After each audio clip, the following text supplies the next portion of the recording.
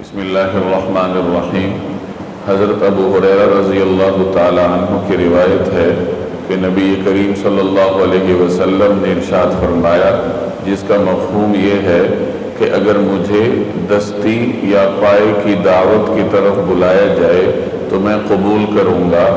اور اگر مجھے دستی یا پائے کا ہدیہ دیا جائے تو میں قبول کروں گا۔ یہ مسند احمد کی روایت ہے، اور اس روایت کو امام بخاری رحمہ اللہ نے بھی نقل فرمایا ہے۔ شریعت نے مسلمانوں کے درمیان دعوتوں اور تحفے تحائف کے تبادلے کی حوصلہ افزائی کی ہے، کیونکہ اس عمل سے لوگوں کے درمیان محبتیں پیدا ہوتی ہیں اور معاشرے میں ایک خوشگوار تبدیلی آنا شروع ہو جاتی ہے۔ البتہ اس سلسلے میں شریعت نے فریقین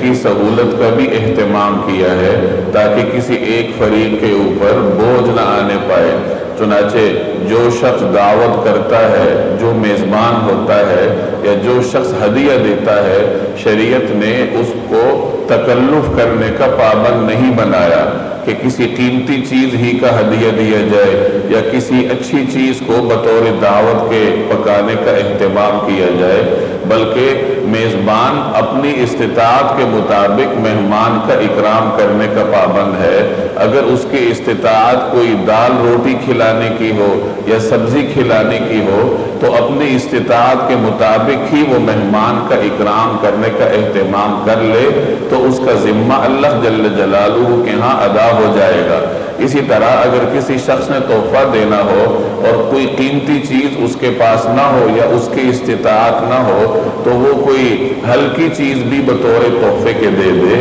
تو اس طریقے سے میزبان اور تحفہ دینے والے کی سہولت کے لیے شریعت نے اسے تکلفات سے آزاد رکھا ہے،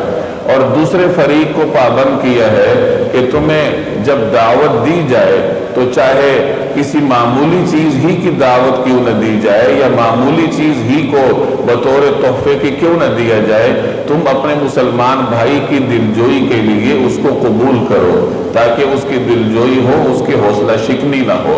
کیونکہ دعوت اور تحفہ دینے کا بنیادی مقصد باہمی محبتوں کا قیام ہے۔ دعوت کا مقصد پیٹ بھرنا نہیں ہوتا یا تحفے تحائف کا مقصد ضرورت کو پورا کرنا نہیں ہوتا، بلکہ ایک دوسرے کی دلجوئی اور ایک دوسرے کے حقوق کو ادا کرنا ہوتا ہے۔ آج جو ہم نے روایت پڑھی ہے اس میں جناب رسول اللہ صلی اللہ علیہ وسلم نے یہی تعلیم دی ہے۔ چنانچہ فرمایا کہ اگر مجھے دستی یا پائے کی دعوت کی طرف بلایا جائے تو میں قبول کروں گا۔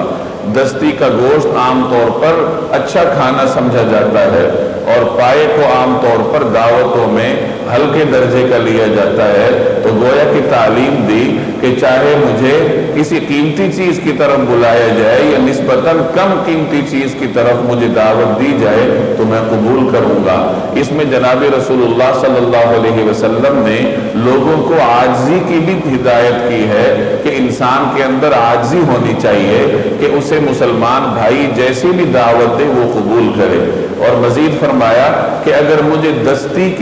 کا ہدیہ دیا جائے یا پائے کو بطور ہدیے کے میرے سامنے پیش کیا جائے تو میں قبول کروں گا۔ یعنی مسلمان کو ہدایت کی کہ تمہیں اپنا بھائی جو بھی تحفہ دے، جو بھی ہدیہ دے، چاہے وہ نسبتاً استعمال شدہ چیز ہی کیوں نہ ہو، اپنے مسلمان بھائی کی دلجوئی کے لیے اس کو قبول کرنا چاہیے۔ یہ وہ معاشرتی امور ہیں، اگر ان کا لحاظ رکھا جائے تو لوگوں کے لیے آسانیاں پیدا ہوتی ہیں اور معاشرے میں آہستہ آہستہ تبدیلیاں آنا شروع ہو جاتی ہیں۔ اللہ تبارک و تعالی عمل کرنے کی توفیق عطا فرمائے۔